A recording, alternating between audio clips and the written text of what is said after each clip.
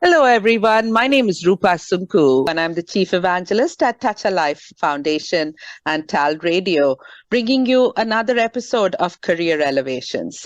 In Career Elevations, our intent is to introduce you to some amazing people who can give you their paths and their course of life and activity, giving you the opportunity to take away some of the learnings from these amazing people to be able to build into your own careers or your own situations at hand. So I am super excited to introduce a very close friend of mine, Sai Gundavelli. Welcome to the show, Sai. Hi, Rupa. Thank you. Thank you very much. And thank you to the entire audience who are listening to this conversation. Thank you. Perfect. So let's start with a couple of questions, Sai. The first question that I would like to ask of you is what you do currently and what has been your journey to your current position? So, Rupa, I run a software company called Solix Technologies. We're in the business of helping companies optimize their data for storage, compute, and governance. We help companies manage their data across all platforms, be it internal to the enterprise, external to the enterprise, everything that influences an enterprise, which increases their top line or a bottom line, etc. We help them to kind of really mine it, is what we do. That's for my living. That's for my profit. I'm also one of the co-founder of Touch a Life Foundation, and TALRadio is part of that. And that's for my passion, to give back to the society, etc. Our purpose of life is what I would really say. So these are the two things that I would really do. Now, going back to your question, how did I arrive at this step? So maybe I'll go back to my childhood. That could be so. From until the 7th grade, I would say in a class of 50 students, maybe I would have gotten the 50th rank in my class. So I was relatively, slow starter in the very beginning. And it's just that, I was one of those kids. It was a slow starter. In the 7th grade, it just so happened I actually failed in my math. I think it was at that point at the time, and I'm talking like a way back in 1960s, 70s, etc. It was you needed to get like about 30%, 30 out of 100 to pass. And I think I got some 28 or 29 out of 100, and I failed. And there was, all my friends went to 8th grade, and I was still in 7th grade.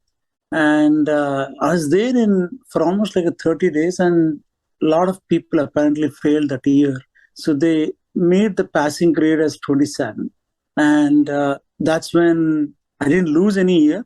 I got to my 8th grade because the overall government at that point of the time lowered the passing percentage.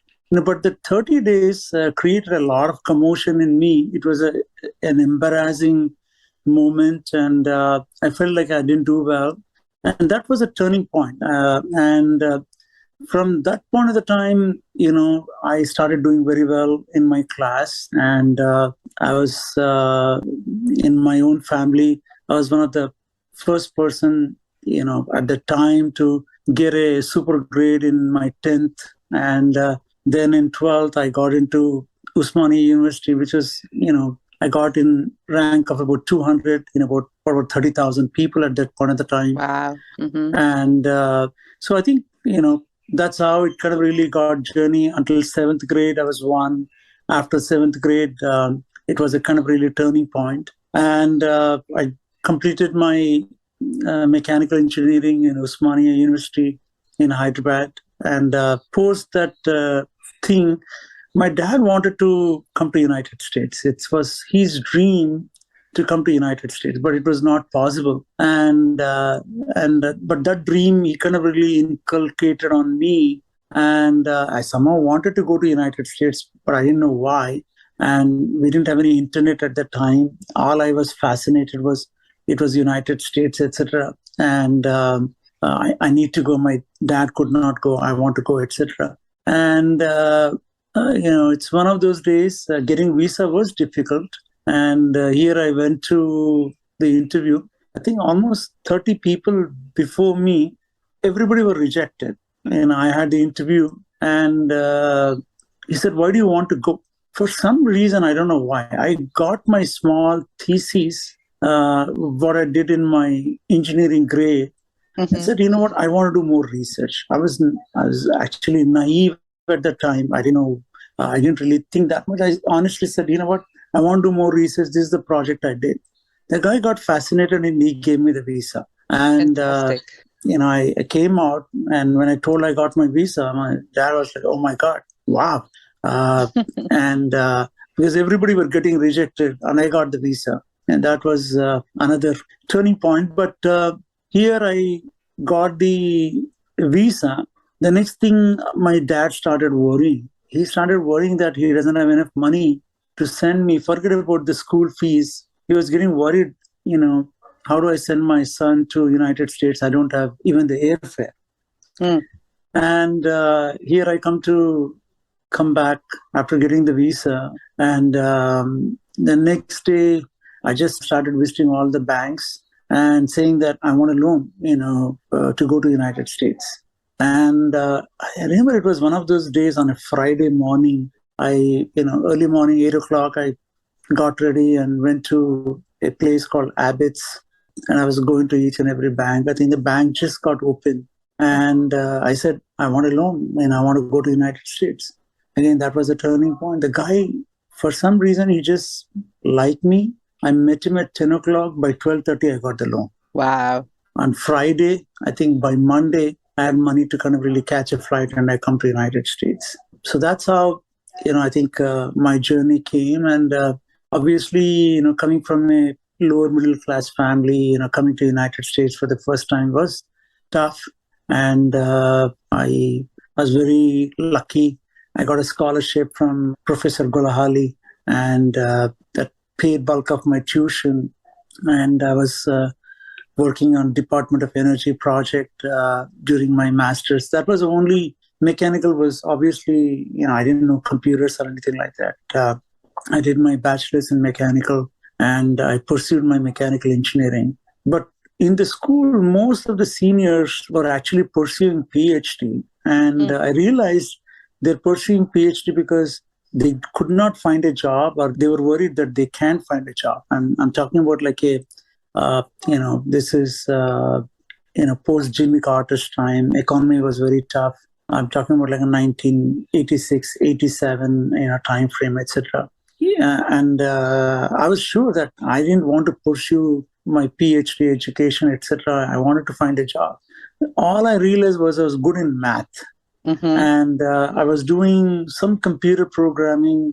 Actually, I was doing basic programming. I was kind of really getting fascinated, interested, and I kind of really did well. I did learn some basic programming by myself, etc. And once I graduated, I said, I have to find a job.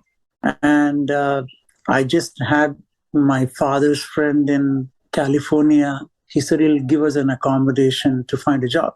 And I drove all the way from Oklahoma to California looking for a job. And that was my first journey to even get out of for such a long distance all by myself, all the way from Oklahoma to California. But somehow there was some gut. There was some it needed to be successful. There was not a whole lot of choices at that point of the time. And here I came to California and I found a small company in Oakland. And when I said, like, look, you did mechanical engineering and he was doing some software for textile manufacturing companies. He said, how can I give you a job? I said, like, just give me a chance and I'll prove myself. And it was a software programming job and all of that. And I started, on the job. I was working 15 hours per day or whatever, and working and learning and programming at the same time. And it was interesting. It was Oakland was not a good area at that point of the time. Right. And but I used to walk around 2 a.m., 3 a.m. to my room, and somehow it was not a whole lot of a choice. But later I came to know, how infested area that was. But luckily, I kind of really survived. And in 3 months, did well and started doing well. And in 3 months, my salary almost kind of really, I started with almost like $1,000 and it became $2,000 and then $3,000. And then that company was so small, it wasn't really doing well. And there was a company called Arix Corporation. They were building the first multiprocessor computer at that point of the time. And I kind of really sold myself. I understand manufacturing, mechanical engineering. I also understand programming. So I can be a good SIM. They used to call it computer integrated manufacturing, or I can help on the manufacturing. And there I got my first job building, they were writing the Unix operating system and all of that. And that was a time, I was lucky enough, I got married and my wife, she was a software engineer. I used to print the code every day. I used to go home and start learning the entire computer programming, the Unix programming and all of that. And, I think by about 3 years, I started doing well. I made a little bit name myself. This guy knows manufacturing and this guy knows software as well. And at that time, Cisco was a startup. They had like a manufacturing and they headhunted me saying that, hey, we're looking for some SIM engineer. Would you be interested? First time I said, no, I'm in a safe job. I don't want to move myself. I ignored the job. But it so happened the company was not doing well. They started laying off people and all of that. That was my first experience in terms of how people, can be thrown out just like that. Companies was not doing well. Right. And Cisco again approached and I joined Cisco. I took the offer. I was just at the right place at the right time. It was just a few hundred people, Cisco, where you can meet John Chambers in a cafeteria kind of a thing, John Margaret, John Chambers. They had a tremendous amount of energy. A lot of people from Stanford, Berkeley, high caliber, Ivy League, well-funded. And it was my golden opportunity to learn from a lot of people. Stock was, growing up by 100%, literally every quarter kind of a thing at that point of the time.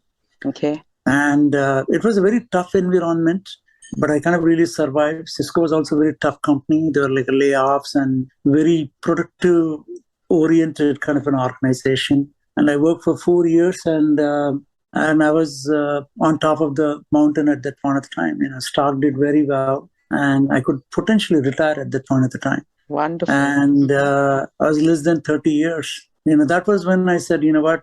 This is an opportunity, God's given opportunity. When I'm in my rocking chair in my 70 years, when I look back, I want to feel proud.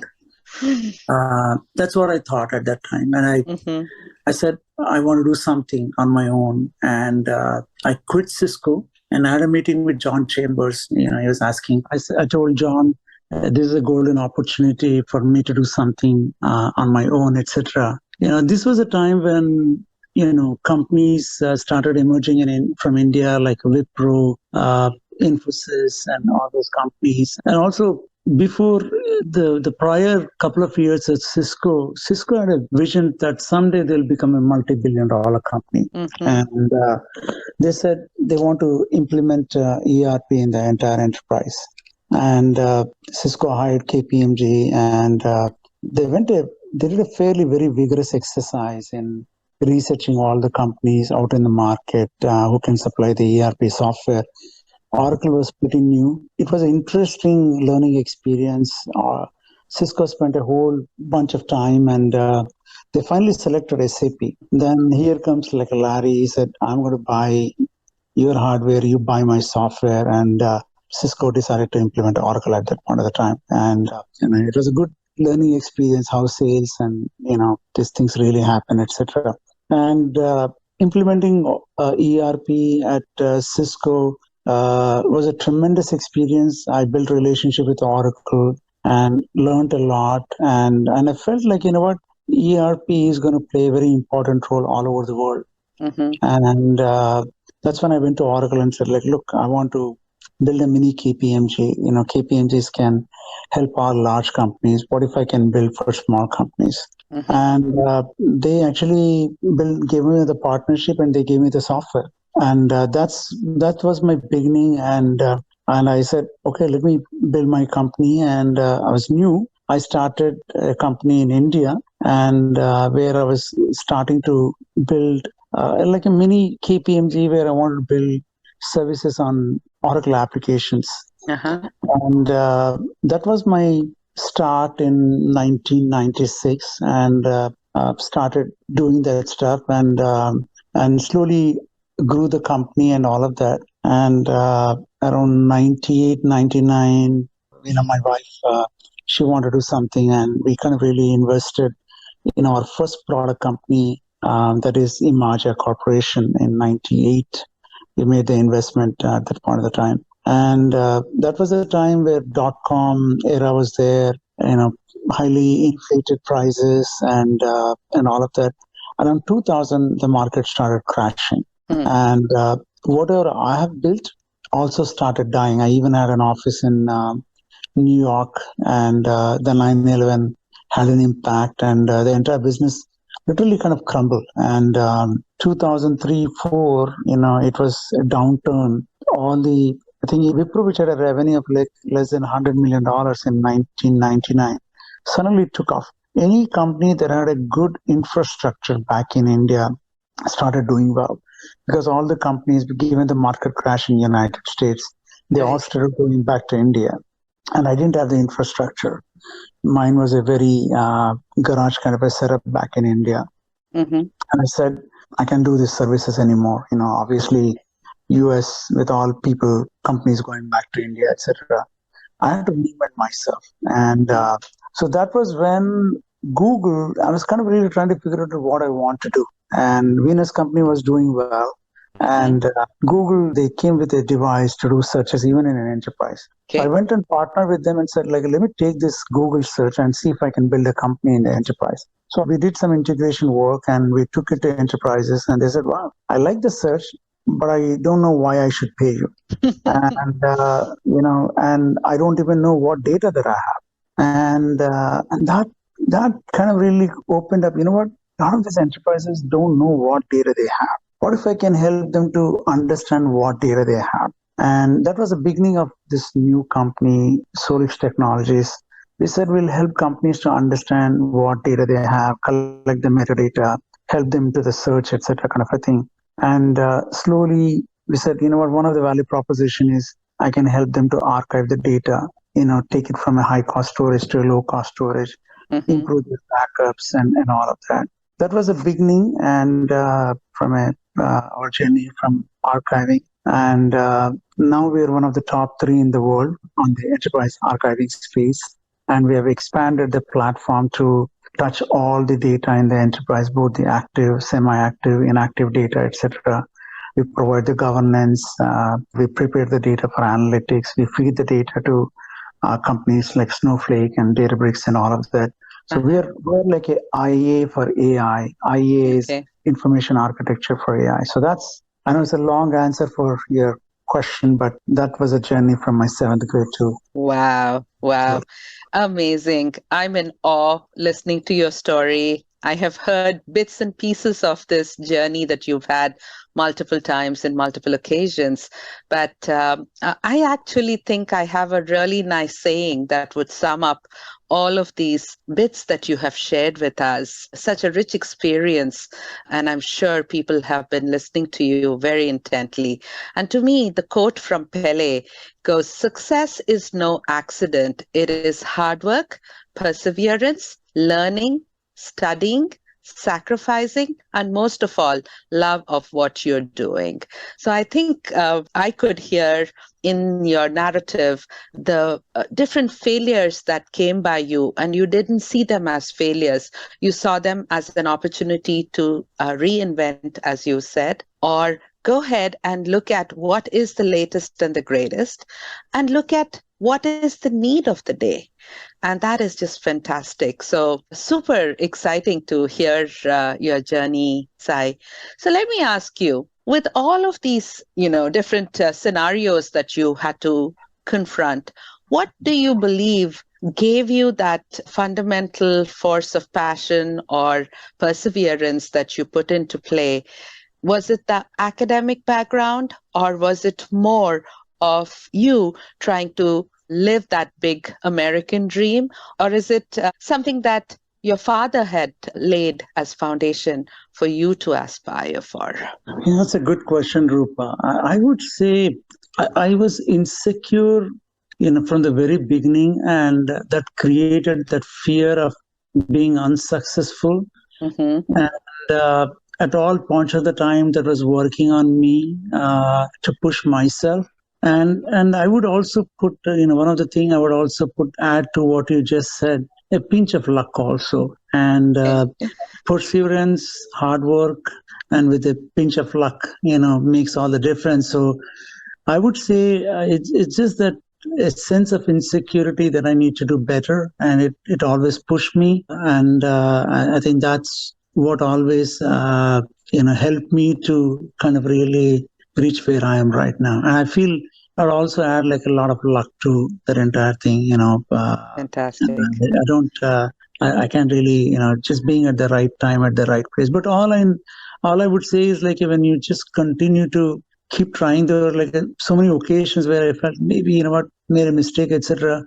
But as you keep trying, I think new doors started opening up. Mm-hmm. Now when I look back, I think just not giving up and being focused, being sincere in your efforts, being honest to your efforts. I think when you continue to do that, I think it's very difficult for you to lose the game. Fantastic. That is just so beautiful. Love the simplicity and the humility that you add to the flavors that you've shared with us of your journey. So let me ask you, do you believe that networking or mentorship or other aspects of influences in the society that make you be who you are and do what you do, what do you think is your strongest suite with some of these influences? So I would definitely, there is a saying, right? It's what you don't know is what you don't know, and so it's important in a journey. You got to learn from others. So I was part of TIE. It's an organization that helps entrepreneurs. It did help me networking. It helped me to kind of really understand other entrepreneurs. Mm-hmm. It helped me to kind of really understand their journeys. And by the way, I'm glad that what you're doing, this is a great show because people want to get a pinch of inspiration. People who think, they are the only people who have a lonely fight. When they listen to other people, and whether you talk to Narayan Murthy or any of them, nothing was easy. Everybody had a struggle. And I think it'll help them to kind of really understand and is what I would really say. So, networking definitely helps. They say, right, people go to Harvard not only to learn, but to network. So it's not what you know, it's who you know also makes the difference. Mm-hmm. And I think networking, connecting to the right people, they say, right, you're average of 5 close people that you're closely associated with. So I kind of really also, people you pick and whom you're closely associated, that provides you inspiration and all of that. And I think networking definitely played an important role. First of all, the discipline to figure out what you want to do. It's aiming, spend 80% of your time to figure out what you want to aim. Mm-hmm. And make sure that you're aiming, the ups and downs and the challenges and all of that. I think once you pick, then absolute focus, absolute discipline, and you will see some challenges. Mm-hmm. And as long as you kind of really continue to strategize how to overcome, learn from others. Typically, when I get into any problem, my way of solving that is library is my way of solving. I get books on the topic. I study other people, how they have tackled it, what they've done, what they've not done, etc. And I try to learn from that. It's almost like a networking because instead of asking a person, I read a book that the person has written and I use that to kind of really solve my problem. It kind of really helped me from that, and I had the discipline to control my mind. It's the wisdom, right? It's yes. Average person brain controls them, but people who have wisdom can control their brain to control, from a strategy perspective, from a discipline perspective, focus perspective, and setting milestones perspective, managing people and all of that. I think a lot of these things will start coming in as long as, some of these things are not taught in school. Yes. And you learn in life. And I think what you learn in school is one aspect, but once you get into business, it's a completely different aspect. So I think books are a great treasure. Most successful people, if you hear, they all say they spend a bulk of time in reading books. So I do spend a lot of time in reading books, and particularly from a business perspective, psychology perspective, managing perspective, planning perspective, financial planning perspective, and all of that. So I bring all those things, and kind of really helps in reach where I am right now. Amazing, amazing. So let's talk a little bit about Touch a Life and your journey into the nonprofit sector to help the underprivileged and folks that need direction. So what initiated that whole journey or that process for you? And just give us a little bit about what the inspiration drove you to work towards or aim towards. Thank you, Roopa. That's a good question. So it just so happened, at least my journey, my wife's journey, we all came from a lower middle class. We had a vision. One day we wanted to buy a house. One day we wanted to buy a car. And every time we achieved these things, it was happiness, it was success. And when I look at the next generation, they have like a lot of these things already. And I was kind of really thinking, how do they really understand and respect these things? And so we used to fund kids at Foundation for Excellence. These are like a kids underprivileged, and this nonprofit provides funding for these kids back in India.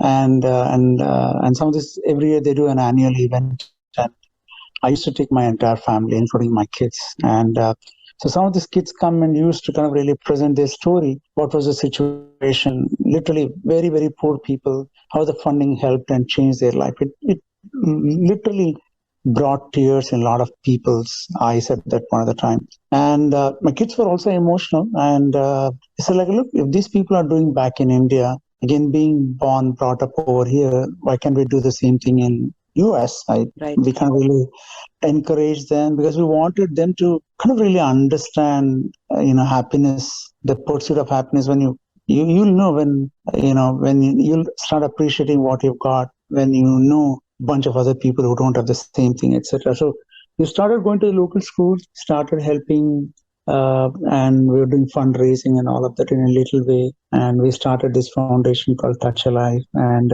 the entire family kind of really got involved. And as the kids started growing up, and then we said maybe we can doing bigger things, and that's where we said like just kind of restart. We'll build this crowdfunding platform, and will not charge any money on the crowdfunding. And then we said we'll do crowdsourcing as well, and time also can be donated. Nobody's really tapping on it, and that was our first to the foundation in a little bit larger scale.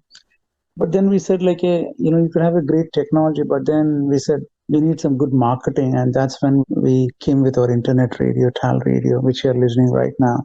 And then we said we need a lot of volunteers, and said where do we get the volunteers? And then we said we need to tap into high school kids and all of that. And we said we created this TAL Scouts, getting in all these kids who wanted to find voluntary opportunities and all of that. And that's how we kind of really came with TAL Scouts. And then we said we need a lot of successful people as well. And that's when we kind of really created like TAL leaders, people who have been successful, who want to give their time, who want to mentor, who want to take up a board level position, etc. Like Roopa, you're as a TAL leader as well.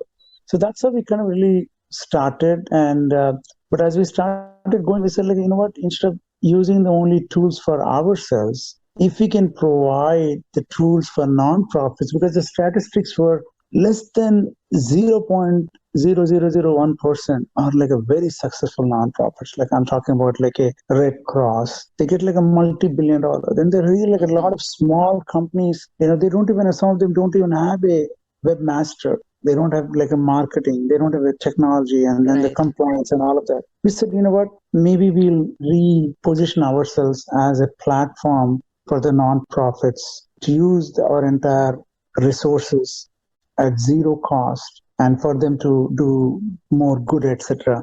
And we kind of really reinvented and we added Tal wines to the other, where it's similar to Uber Eats, where people buy wine on the platform, but the profits will go to the nonprofits. So Nice. it's a digital platform. It's an absolute 100% transparency. The foundation does not take any money. We created something called charter membership. Uh, any charter member are the ones that are donating money to run the operation and all of that. And as my company, Venus Company, etc. And similarly, we've got Haynes and Boone, the law firm, has agreed to donate their time. We also have got our CPA firm donating their services.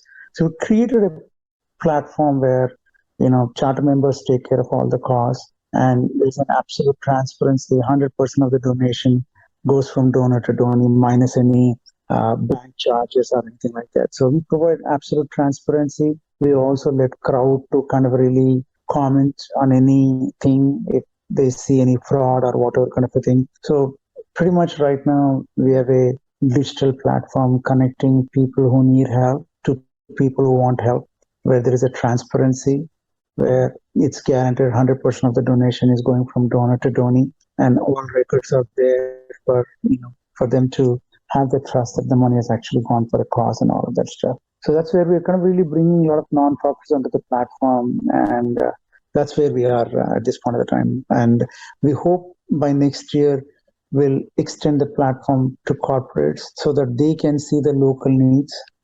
They can also not only money donation or time donation or thing donation, like giving laptops or whatever Right. is the idea. So I think if we can bring youth, if we can bring nonprofits, if we can bring corporates, if we can get corporate donors, individual donors, we hope we can do a kindness commerce platform where it's a blood donation, book donation, mentoring, teaching is the idea. We still have a long ways to go, but from a vision perspective, we want to create a kindness commerce platform where absolute transparency, visibility, and people can donate, and we also want to create virtual currency kindness points. Every time you do good, I think we want to be able to reward with a point, and at some point of the time we expect to get those points to be monetized as discounts or freebies and all of that stuff. So it's just having fun, gamification, creating a digital platform for giving is the whole thought process. Awesome. Amazing.